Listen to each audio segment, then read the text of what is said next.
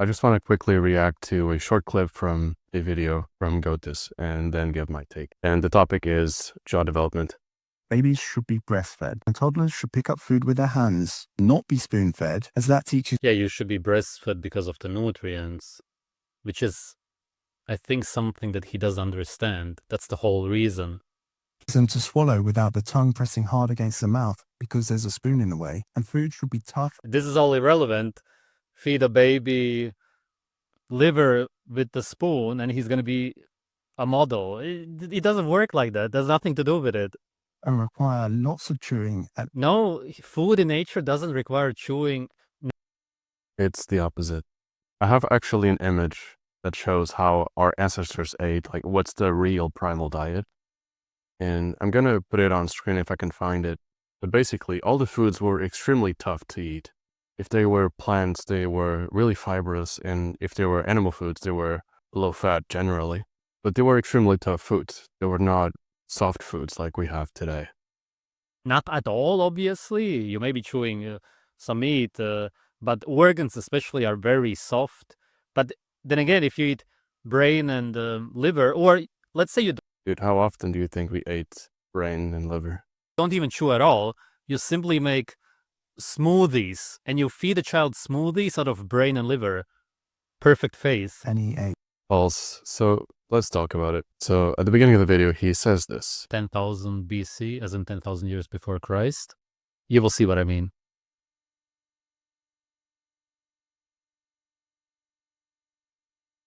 It's supposed to be showing a hunter from back in the day.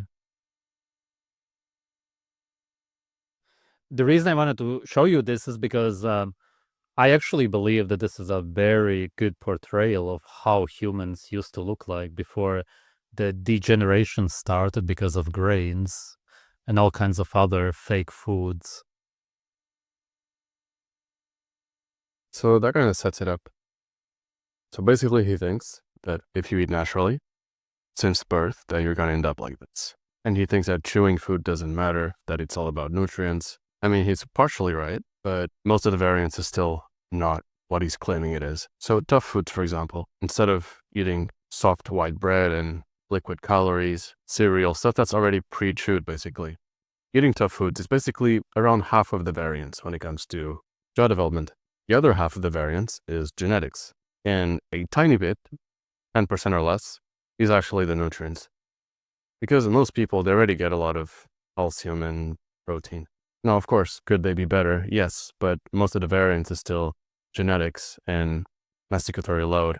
So one thing where you see the impact is on palate width. If you eat a lot of tough foods during development, you're going to have a wider palate. And if you don't, if you rely on soft foods, you'll have a much higher chance of having a narrow palate. And if you look at tribes, for example, they have much wider palates on average. Their faces aren't as long. One thing that I think is worth mentioning, though, is that if you're above the age of 12, it's kind of over when it comes to development. And a lot of these people, they are, for example, 17 years old or 19, and they're trying to eat tough foods or whatever, or try to eat a primal diet to get bone development. But bro, you're already way past the age where it would matter. I mean, even if you were 6 years old, the vast majority of the development would already be established. So what matters is what you eat as a kid. So you don't have control over that. You don't have control over how you ate when you were 3 and 4 and 5. So yeah, it's outside of your control. And the reason why the primal people, they got so popular is because they give false hope to people. And teenagers, they like to believe that, oh, if I eat this way, I'm going to end up being 6'6".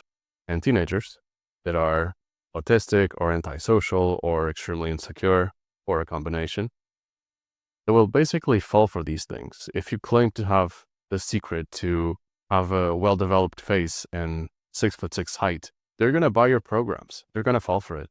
But the reality is, not only genetics is half of the picture when it comes to jaw development, but the vast majority of the other half, you have zero control over that because you cannot control how you ate when you were 4. So it's not in your control. I mean, I've seen people that say that it's all genetics. That's false. But also you have the primal people saying that none of it is genetics. That's also false. Reality is somewhere in the middle. It's around half genetics and half environmental. And by environmental, I mean it's mostly the masticatory load, and some of it is the nutrients.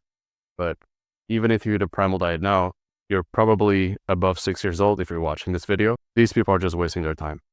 Like, if you're not below 12, just forget about it. And by the way, here's something else that I want to talk about. People overhype raw meat, right? As if it's the only food that can actually increase development. But like I've mentioned previously, tough foods are way more important than nutrient intake. Of course, both are really important. I get all the macronutrients I need and a good balance of macros. But people have this perception, this illusion that raw meat is the only food that does that. And that's false. Even carrots, raw carrots, have an average higher masticatory load than raw meat. And masticum, which is the toughest thing you can chew probably, is way more powerful at stimulating the jaw muscles and all the forces that make you have a wide palate and to not have recession. There's nothing more powerful than masticum. So we do have studies, and they show that using masticum improves jaw strength. They improve the strength of your bite. However, we don't really have the studies showing that masticum works for development because, like I mentioned previously, you need to be really young. And studies are usually done on adults. So it's kind of unethical to do a study on a 3-year-old or 4-year-old. But from what we know, masticatory load is way more important than nutrients. Of course, both matter, but when it comes to development, it is what it is. If you're not below 12, it's probably going to be a waste of time. And when we compare, for example, traditional diets to normal ones, in the traditional diets where they have whole foods, basically everything that you eat requires chewing force. Meanwhile, in the modern diets, everything is pre-chewed. You have white bread, for example. It's already pre-processed. You don't need to chew it. You have cereal that is already pre-processed. A lot of these things, they are pre-chewed before we eat them, so they don't require a lot of masticatory load. And this is the main reason why we have such a higher prevalence of dental crowding and a narrower palate. So the primal copers, they're partially correct, right?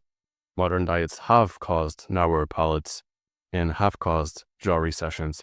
But number one, that's only half of the variance. The other half is genetics. And number two, if you're not under the age of 12, you're not going to change it anyway.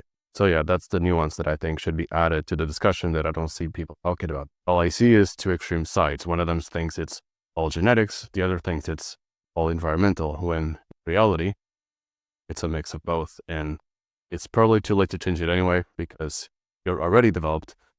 So yeah, but I don't deny that environmental factors have a significant impact because that's what the science says. And yeah, that's pretty much it. And also, if you want to join my community, if you want to know how to fix acne, how to build an aesthetic physique, how to fix hair loss, what is the perfect skincare regimen, how to lose fat, how to have clear skin, etc., based on the hierarchy of evidence, you can join my school community. It's the first link in the pinned comment. And yeah, I think it's worth it because for $19, you're basically saving time and money. The money that you could have spent on a product that didn't work can be spent here, and then you prevent spending money on products that are just going to waste your money, basically. And I've tried a bunch of products. Here I show what actually works and what the studies show works. Yeah, join if you want. I think it's a pretty good deal. I wish I had that years ago, so I could have saved my time and money. And yeah, join before the price increases, and that's pretty much it for this video.